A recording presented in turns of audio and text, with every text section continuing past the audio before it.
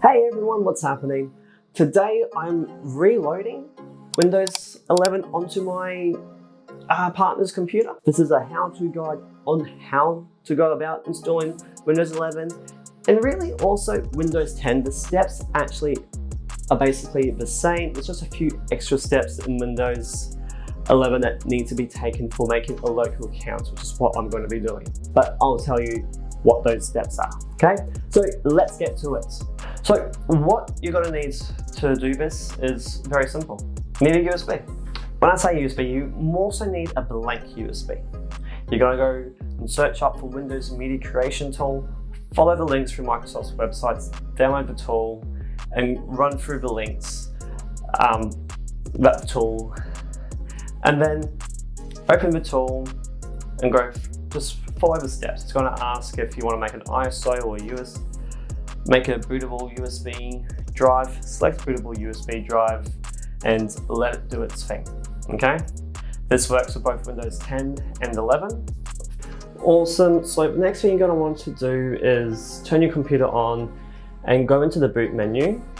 Do check your motherboard or motherboard manufacturers or the laptop or desktop manufacturer, if it's a HP or something, or this being a custom built PC. The manufacturer for the motherboard is Gigabyte or Aorus, whatever you want to call them. And for Aorus, it's F12 to get into the boot menu.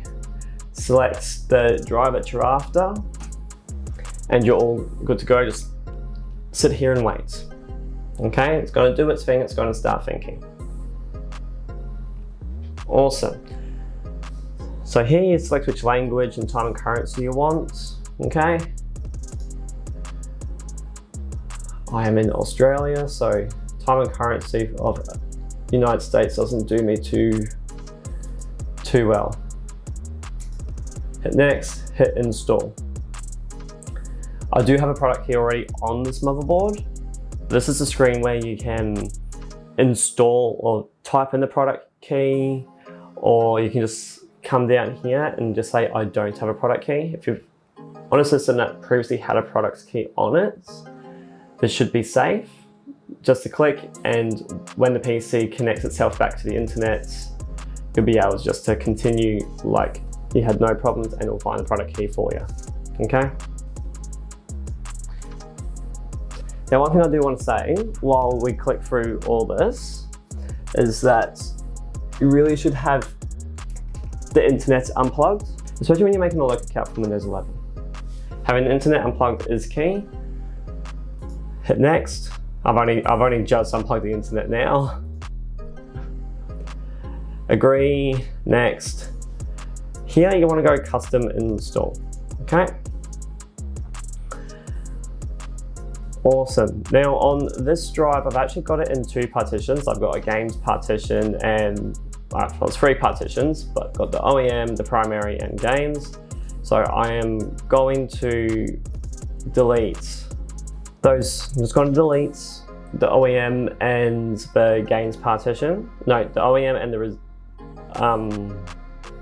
primary partition. The games one can stay there. She doesn't play games all too much. You know what?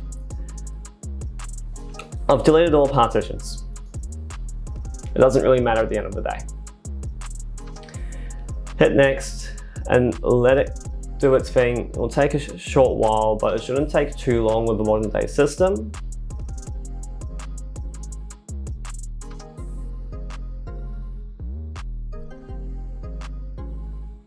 Now this is going to be where we see if this has actually fixed the problem or not. If this goes to where it should go, which we're going to find out very, very shortly. All that looks like a Windows 11 circle. Oh yeah, it worked. Okay, cool. So yes, this is the screen that you should be seeing. It's just getting everything ready. It's booting off the SSD now, not from the USB drive, but I've got the USB drive still in there. Just for the time being, there's no reason for me to take it out at the moment. If your system restarted itself back to the USB drive though, then I would turn the computer off, unplug the USB drive, and then turn the computer back on. It's just a waiting game now. Okay, so here it's going to ask you if the country is correct. Yes, or pick the country. It's got my country correct, which is awesome.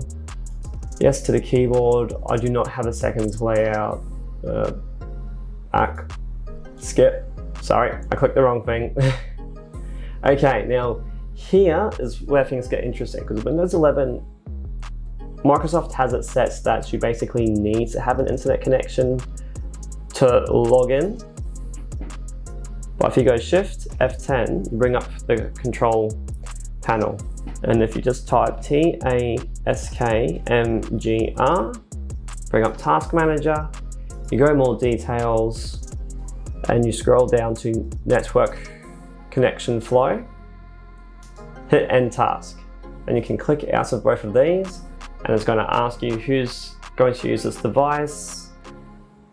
Those are the steps that you don't have to take in Windows 10. You can take them, but where it comes up with the networks, there will be a button down here that says I don't have internet, or I don't have an internet connection.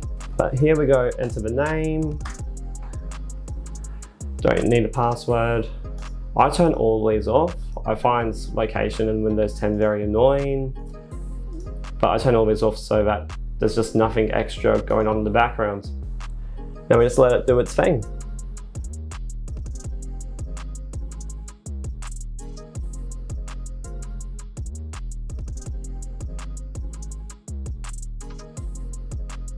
And there we go, we're at Windows 11. And yeah, that is all that there is.